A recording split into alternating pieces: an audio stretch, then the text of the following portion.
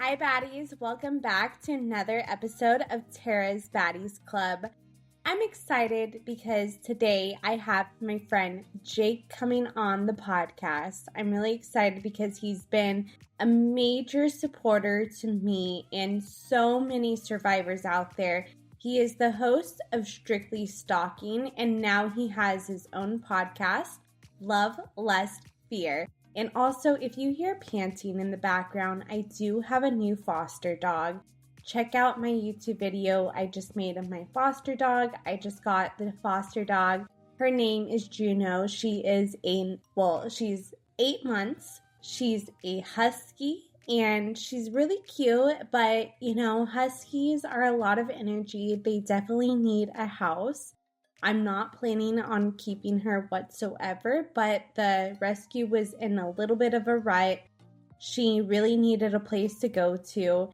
And so I said I would take her until they could find her a place, like a permanent foster or a foster that just can watch her a little bit longer, has a yard for her. And she has been really great, but she is just a busybody. And it's so funny because Dixon just gets my every move in a sense. I give him a look when I'm recording and I'm like, Dixon, you need to be quiet. And he gets the memo. This dog just doesn't get the memo yet. So I can't control her panting if you do hear it. I apologize. But before we get into this episode, I have a couple of exciting workshops coming up. I have 5 weeks of moving past trauma. It's online. It's going to be great. We're going to talk about the nervous system. We're going to be talking about healing techniques, all that good stuff, and getting to the root of your trauma where you're just aware of your trauma and then you have tools of how to deal with it. So I have that coming up August 5th. And then also I have my retreat in Sedona coming up in September 13th through the 16th. It's going to be fun. I have 3 lovely ladies already signed up and I would love to get a few more spots filled so that we're able to really build a collective and bond together. It's going to be exciting. And then lastly, I have the podcasting course coming up for ethical true crime creators. It's really exciting because I have a lot more people joining. I have Ellen joining, Jake, who's in this episode. He always joins and gives his advice on how to start a podcast. So I have that coming up October 1st for all the lives, but you could really start the course anytime. So just email me, go to my website, Terra Newell Survival. But let's get into this episode because it's going to be a fun one.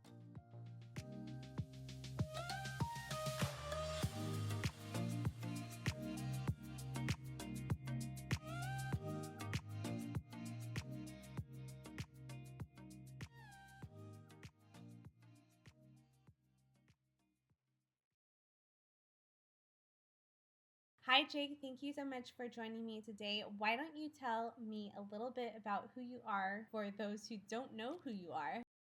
Of course, Terra, I'm so honored to be here, and I want to thank you for just giving me the opportunity to speak with you and be on your show. It's been a long time coming. We've known each other for about 5 years, which has been amazing, and you were one of the first guests on Strictly Stalking, so I'm glad to continue the connection relationship and be able to share with you some of the things that I've been working on.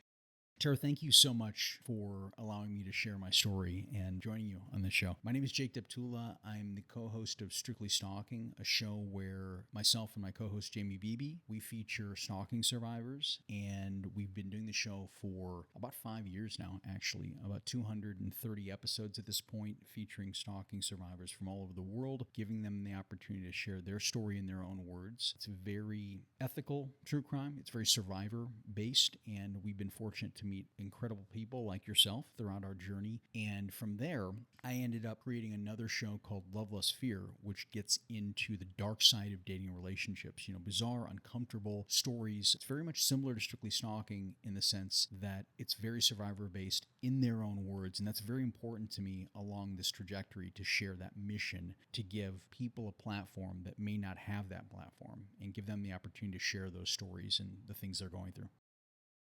Thank you so much. I also think that you're one of my close and dear friends. We are.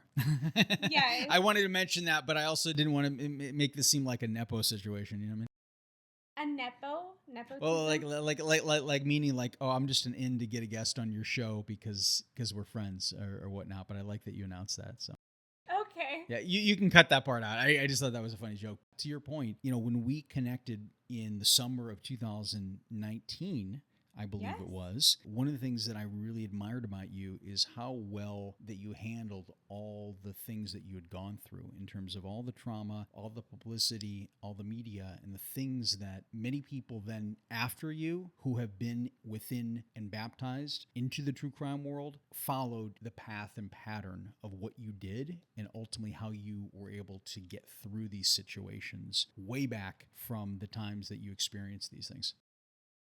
Thank you. I've been so honored to have that experience where other people have looked up to me in my healing journey in that way. And also, I really appreciate every time I meet with you because I get abundance of compliment just about my journey. And I feel like you're always the cheerleader for survivors and for so many of our friends too, including Lenora, Amy Chesler, and the list goes on and Well, I appreciate your perspective on that, but I think that it's natural just to reflect when people have positive and powerful traits, attributes that they bring out into the world. And I think that for me, and I mentioned this to you before, is I didn't really know what my place is within this community. And for me, when we started Strictly Stalking, I'm not a stalking survivor, just to be clear. I really didn't know a lot about stalking, but I was willing to learn. And I think with people, good friends like Lenora Claire that we share, and advocates, they were receptive to that because there's a lot of people that go in and they either try to oversell their authenticity or their genuine nature who haven't gone through these things because it's something politically correct to do,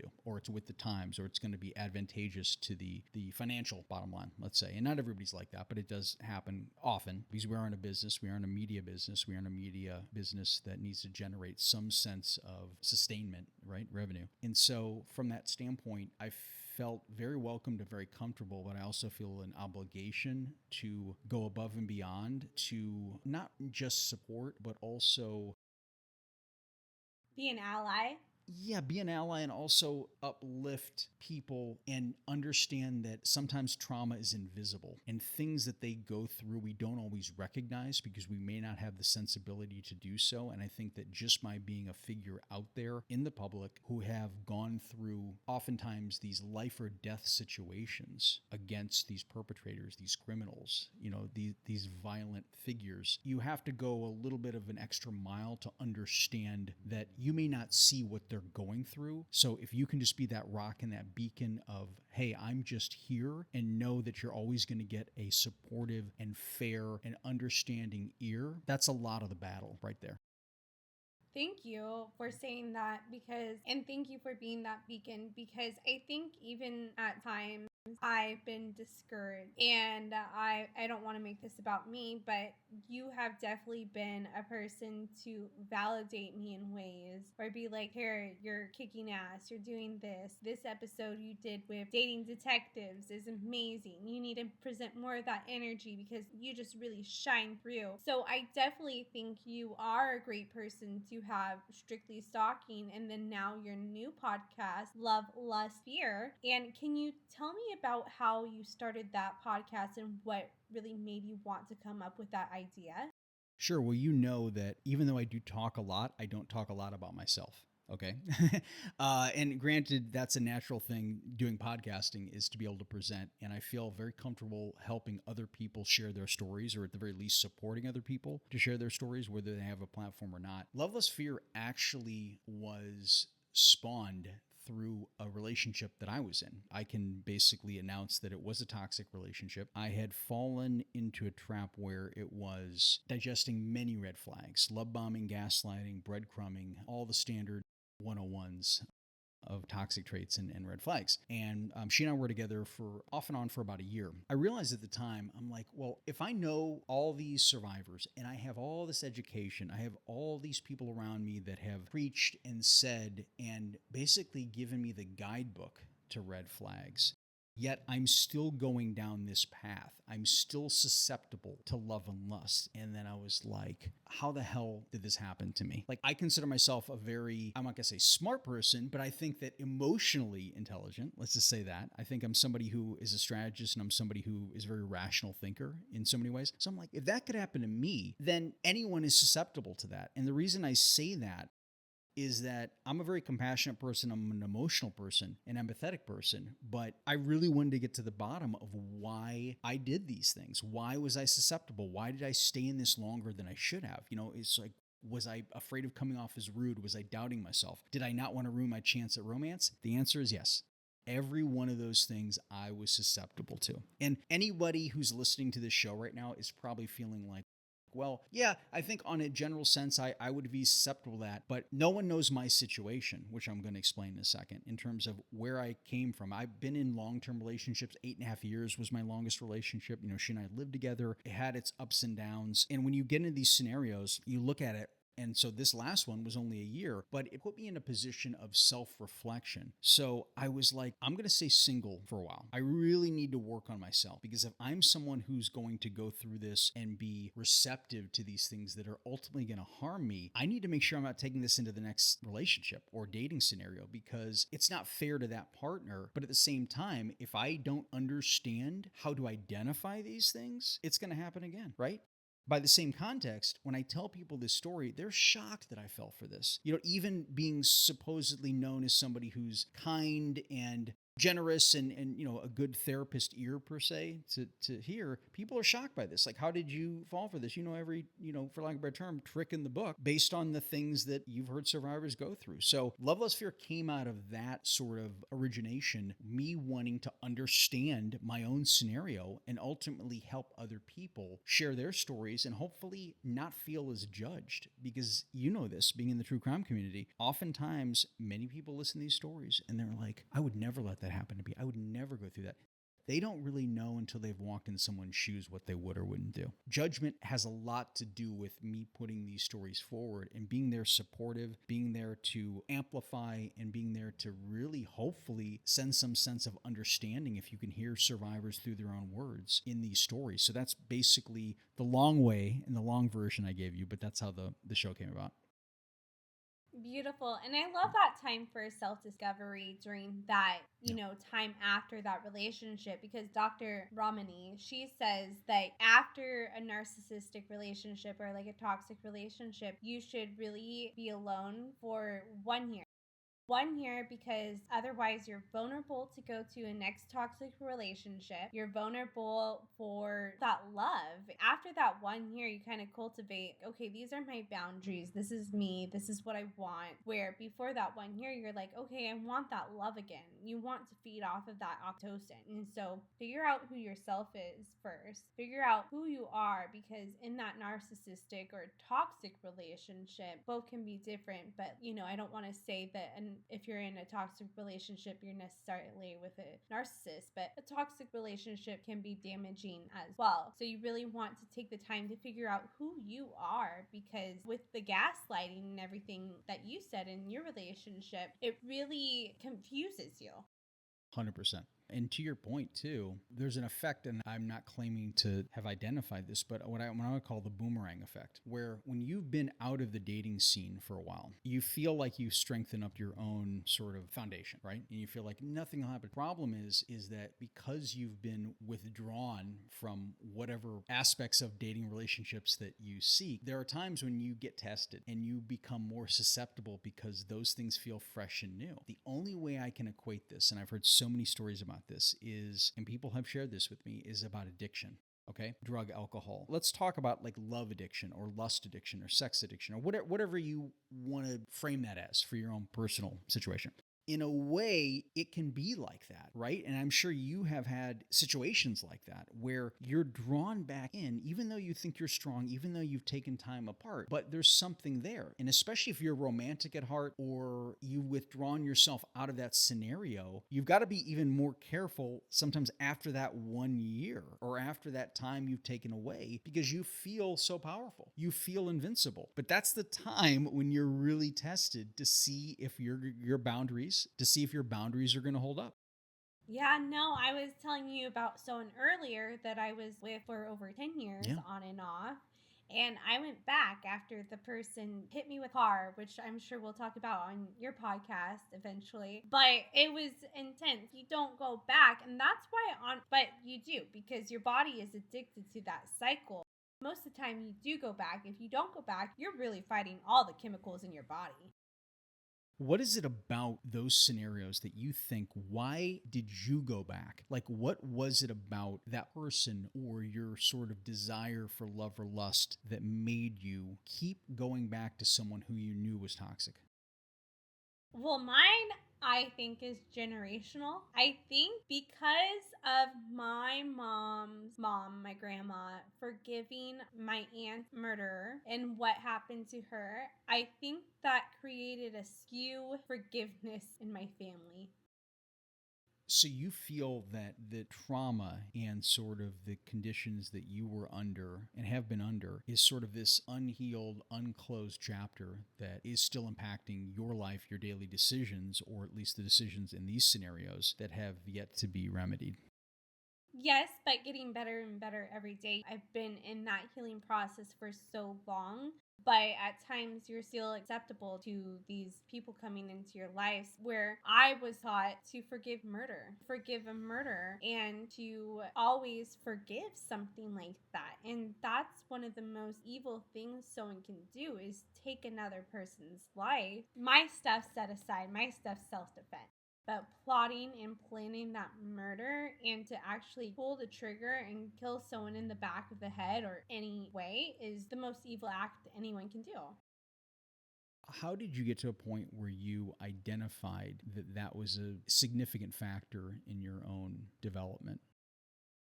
I love how you're asking me the question too. I am so, this is my natural habitat, and you know that. Bringing me on this show, you knew what was going to happen. So if I get out of line, cut the cord, that's fine, but you know how I roll. So Yes. No, I think that going back, I don't know. I realized little bit by little. When I was younger, there's something off about the scenario. There's something off about us going to kids' birthday parties where there's a guy that murdered my aunt that's here. did you feel like that it was a normal, so you mentioned this before, that it was sort of a normalization of some heinous activity, and because you were surrounded by it, it sort of helped you to comprehend or normalize violent acts within your family and the level of acceptance and moving forward past something like that? Yes, and even with my mom, I could tell she was always uncomfortable by him. I picked up on her body language. Instead, that taught me to get uncomfortable with it and be uncomfortable with the uncomfortable right now rather than, hey, I don't have to be here. This is a major boundary I should put up and I should walk away. I don't have to be around the person that killed my sister. When you look back at scenarios like that and how that conditioned who you let into your life, are there things that you look back on when it comes to dating and relationships that you now realize that a lot of the significant factor was your threshold for tolerance of things in your life, whether you call it trauma or abuse or things like that? 100%, Jake. I felt, and I don't know if you felt this way in your relationship as well, but I felt like whenever people in my past have had issue with something and they reacted in a different way, then I was like, oh, that's just normal. That's just okay. Because I was taught to forgive a man for being forgive a man for overstepping, forgive a man for quote unquote being a man, because men are just overbearing and they talk over you and they're just always right. To your point, and I wasn't trying to talk over you, but I saw you pause.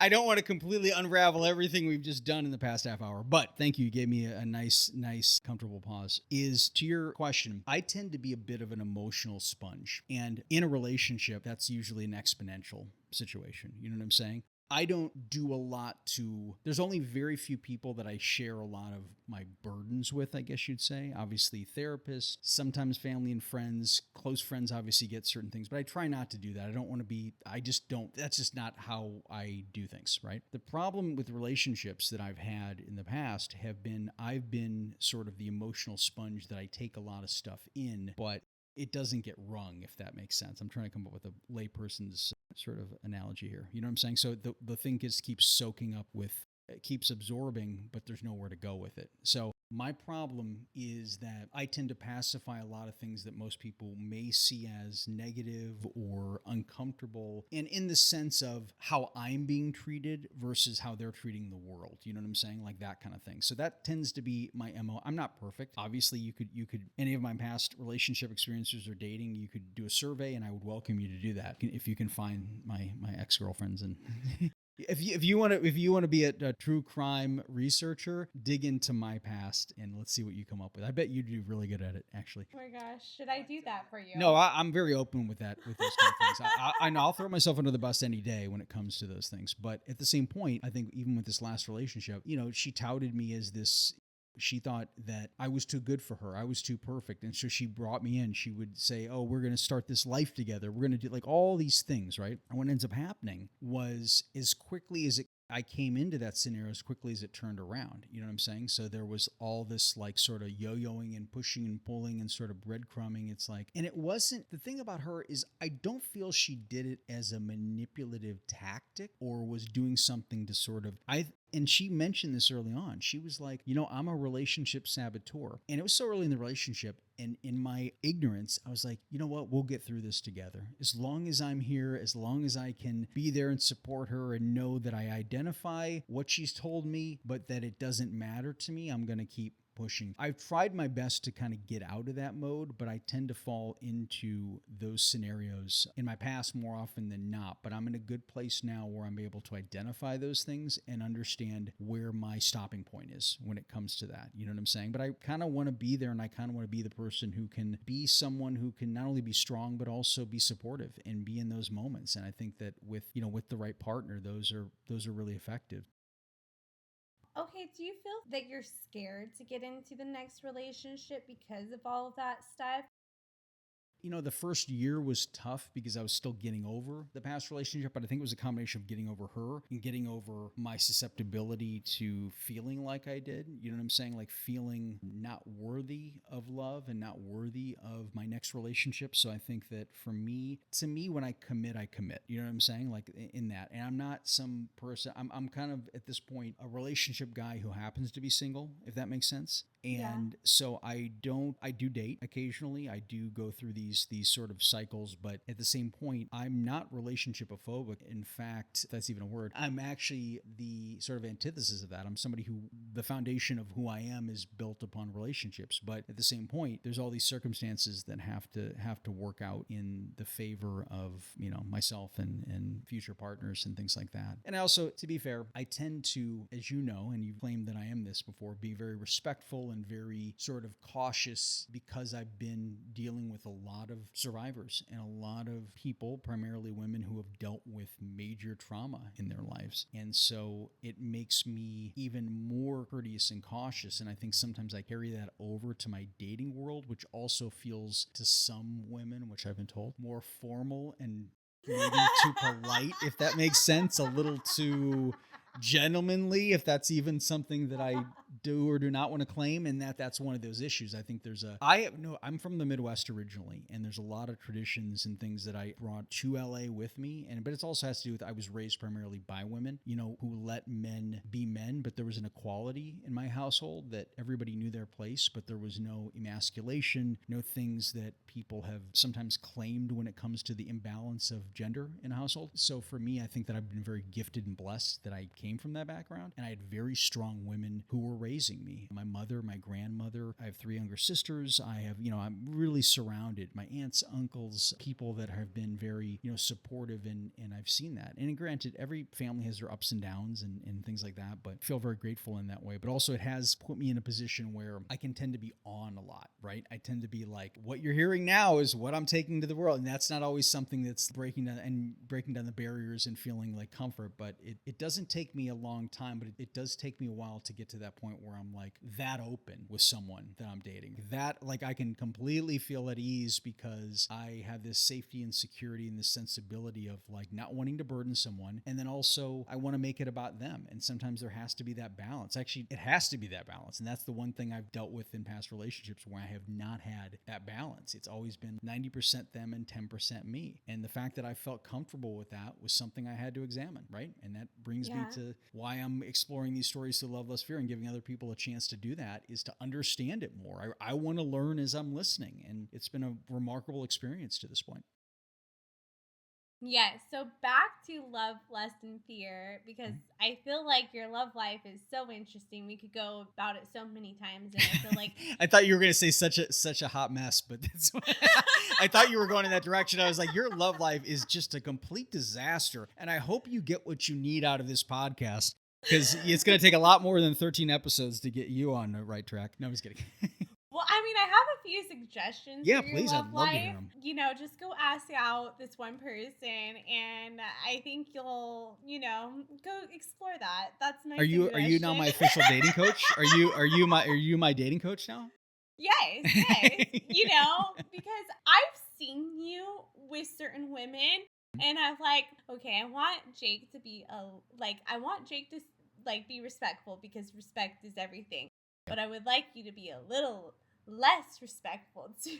See, I'm going to take your advice on a lot of things when it comes to how I'm perceived, but also what I put out there. And I think one of the things too, to your point, and this is the thing I've been very careful about is, I've been in scenario, and obviously we're all in the same circles, right? Yeah. More or less. And I've been very cautious and careful, especially since I started hosting Strictly Stalking, is to make sure that I keep a certain distance within our community because there's so many things going out there. There's so many scandals. There's so many inappropriate things. I don't want to say so many, but enough that can put someone like a cis white male in a position where I have to go above and beyond and I have to understand. And this is not a woe is me scenario, okay? But I have to understand what my privilege is and I have to understand what my place is. And I also have to understand that it may take me a little more effort not only to prove myself or my intentions, but it's best oftentimes to not blur the lines within our community, if that makes sense. Yeah, no, and I totally get that. And I think that going off of that, I feel like, I'll just say it, Billy Jensen really put a moment in people's lives that were in the true crime community because it really made them look at how they were affecting other women. 100%. And you know this, when you came out and shared your story with Rolling Stone, I supported you and I still support you to this day. And I think that there's something very uncomfortable about not only the defense of people, but not believing survivors. And we've talked about this ad nauseum. And I think, and I've been told this, and it's a very easy thing for me, but more people like myself who I am in my position to speak out against these things. And I absolutely do. I think that we need to be in a position where, and I've said this before, where, you support, you believe, and you amplify, okay? I support Terra Newell, I stand by Terra Newell, and I will amplify Terra Newell's story. And I know this comes from a place where people are very sort of shy about not wanting to get involved in this and that. We're all involved in it. You know what I'm saying? Anybody who happens to be in this industry is involved in it. Not everybody has to speak out. That's not a mandate. But I feel for me, it's important for people to understand who I stand behind and the things that they are sharing and the bad things that they do. They need to be held accountable for these things. And I'm not saying I'm the judge and the jury on these things, but if it's a friend of mine, somebody like yourself, I'm going to stand behind you. You know what I'm saying? And I'm ultimately going to make sure that you know that and that anybody listening or seeing that knows that. So from that standpoint, I think that everybody needs to understand what their place is, where to speak out, when to speak out, and things like that. And I think a lot of times people get forced to make a commentary on something. But to be fair, you made it very easy for me because you know that I'm going to stand behind you on things like this. And how much I am absolutely opposed to any predatory behavior, any violence against women, any situation that comes up like this. And I have no problem being outspoken, supportive, and amplifying these stories and whatever your message is. Well, thank you. Thank you. Of course. And I think, given what you said about something earlier, that sometimes people are forced to make a comment about something. That did push me into bad situations because I was getting it from actually a friend who was trying to get me to comment about like the obsessed stuff going on. And I'm not going to lie, I had no idea what was going on. It wasn't my place to comment or get involved in any of that. Then, because trying to draw me into it, I did make a comment regarding him because I didn't feel like I was, I didn't understand what was going on necessarily. And I mean, I have a different scope now of everything because I've chatted with everyone. Going off of that, no one should make you feel or give a statement of what you think, but supporting survivors who are like, hey, I was sexually assaulted or sexually, grabbed by this guy, misconduct. That is something people, men like you, and everyone needs to support, stand by, because that did make me feel supported. And I'll tell you one thing, it took me a long time for everyone else to point out what was going on with that situation and for it to finally click in my head. And I got to tell you is that all the conditions, I remember we were actually on Instagram messaging and you had messaged me right after the incident happened at Obsessed Fest. You had gone to get lunch and you're like, something went down. And, well, it's like I didn't quite know the fabric and then until it sort of expanded beyond that. And I think that to your point, really at the end of the day, this was really about a few people, what happened there. Okay. And the fact that you and the other primary figure in this scenario, and I'm going to let you share the story, it's not my story to share, have now gotten to a place where there's been forgiveness, there's been unity, and there's been support, and there's been the opportunity to amplify your feelings and your decisions, and ultimately bearing the hatchet. And I think that's really about you and the other figures involved in this and less about all the commentary and all the hoopla and all the things that go on. And I think that if people really understood that a little more, they'd be less likely to be so reactive with their commentary. And everybody has the right to say what they want. Everybody has the right to post more or less what they want. I think that you saying that really makes it understand that just because you're a media figure and just because you're someone who has a level of fame doesn't mean you're not sensitive to these things and doesn't mean you don't need time to really understand and ingest what happened before people are creating your narrative for you or the decisions you should make next or acting like your sort of PR departments and trying to basically put out fires that they aren't certified to do, okay? So I think that that's a really important thing too, and I think that gets back to being judged before you have all the facts, or as many facts as you can. And I think, oftentimes we live in a culture where people are just going to say and do what they want very quickly with no reaction. That's unfortunately a lot of times where we live. But I think that hopefully, things like this and messages like this are a way for people to take a little bit of a step back. And I think even with you doing this show, going out on your own solo, it gives you the opportunity to share things and be a little bit more intimate with your audience and the people that are involved with you that really know you and appreciate you and understand where your heart's coming from. And I think that really goes a long way. Thank you. I feel like we went off on a tangent a little bit because we just get talking and we talk about everything, Okay, for anyone, if you include this episode, Terra and I talked an hour before we started this episode. So there's definitely a great rapport there, but I think that part of, life is about tangents. And I think that, from a mission standpoint, it's up to you to decide what you want to keep or remove from this episode. But I think that there's a lot, but I'm open to whatever you want to ask. Yes, so I think we should bring it back to looping back how relationship and true crime in your new podcast. Can you share a little bit of the stories that have appeared on your podcast? Sure, absolutely. We've so far covered about 11 episodes, okay? And they range from dating in your teens to dating in your 40s. We've had some guests on that have been lifelong recovery in and out of alcohol treatment centers who have dated men when they're sober, and then when it goes bad, only to find themselves relapsing and getting back to that moment.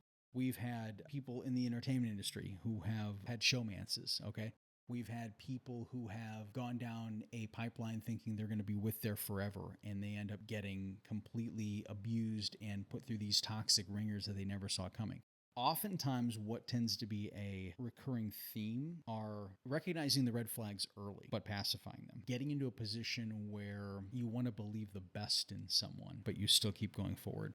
Things like, well, my last relationship was so bad, this one's only 80% as bad, so I'm going to stay with this person, even though it's completely destructive and completely toxic. What I find so refreshing, though, about these stories is that the guests are so comfortable and so at ease sharing these stories and understanding that oftentimes when you share these stories, friends, when you share these stories with family or friends or anything like that, they tend to be bullet points, and they tend to be things, and you know this as being a survivor, is people tend to check in on the bullet points and the headlines and these things, but rarely do you get the opportunity to sit someone down for a half hour, 45 minutes, and just share this story with them. And I think that's really helps to remove some of the stigma, the judgment, and the sort of therapeutic nature of these stories. And I think that when you hear these, yeah, everybody's going to comment a different way. Well, this person is that. I've got my own commentary on what they did or didn't do. But what I found so far is it's been a very strong social experiment in understanding and comprehension of why we make the decisions we make when it comes to relationships and dating, and ultimately how love and lust can be such an intoxicating thing that make us completely abandon all sensibilities and all the things that we know may be wrong, that we head towards them as if they're right. I love that so much. That just is a much needed knit. And then one last thing before we end this, before we go into the Patreon segment. But I know you wanted to talk about how people were so harshly judged with Strictly Stalking. And, as survivors come out with their story, why is this a place that removes the shame and takes away all that judgment? I think that, to your point, one of the things that I have to address is that when you hear the stories on Strictly Stalking, there are a lot of situations that do have to do with dating relationships, but not everyone is a dating relationship. And I think when you look back in some of the commentary that has been received, people understand that when it comes to strangers and things that supposedly and most realistic, let me rephrase that. When it comes to circumstances where you don't know who the stalker is and they're either reaching out to you through cyber or through other methods, stranger stalking, when they go to the police, when it comes to cyber, some of the time they get advice like, well, just take down your social media, which we know in this era is not realistic at all. And so people tend to be very sympathetic when it comes to those scenarios. But when it comes to dating relationships, oftentimes they feel, why did you stay with that person? That's the number one thing that comes up. You knew what they were capable of. Why did you stay? Comes up in both Strictly Stalking and also with LoveLustFear. And in Strictly Stalking, obviously, because the theme is stalking, we cover mostly the essence of stalking behavior. But in LoveLustFear, we dive deeper into the relationship and dating scenarios and the instincts and the psychology around why people make these decisions.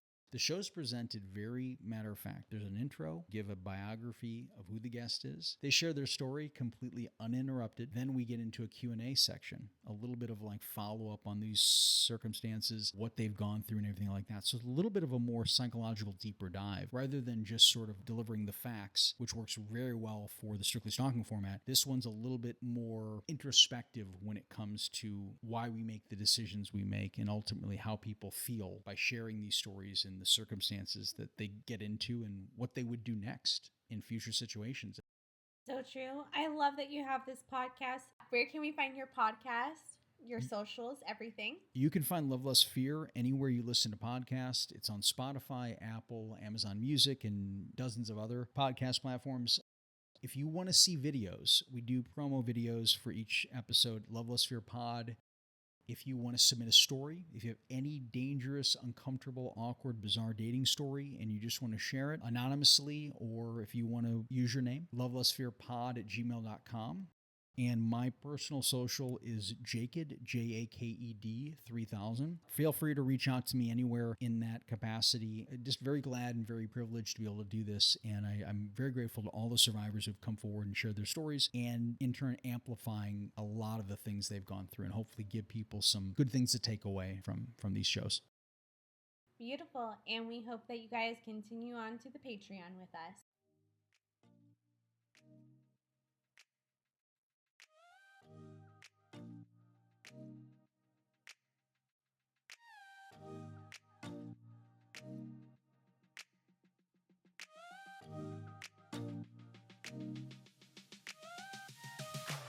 Thank you for listening to this episode of Terra's Baddies Club. I really enjoyed my conversation with Jake.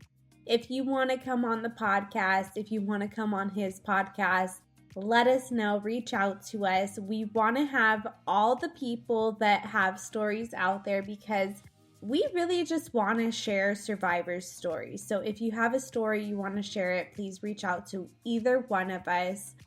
Thank you so much for everything. Also, if you want to check out my foster pup, there's a YouTube video. And then you can also check out her on the website, Barkin' Bitches. She is available for adoption. And please give us 5 stars, a good review, subscribe to the podcast. It really helps in growing the story. It really helps in growing the podcast and getting stories out there, and also just, the banter and chit chat that happens on this podcast. So until next time, I'm Terra Newell, and thank you for listening to Terra's Baddies Club.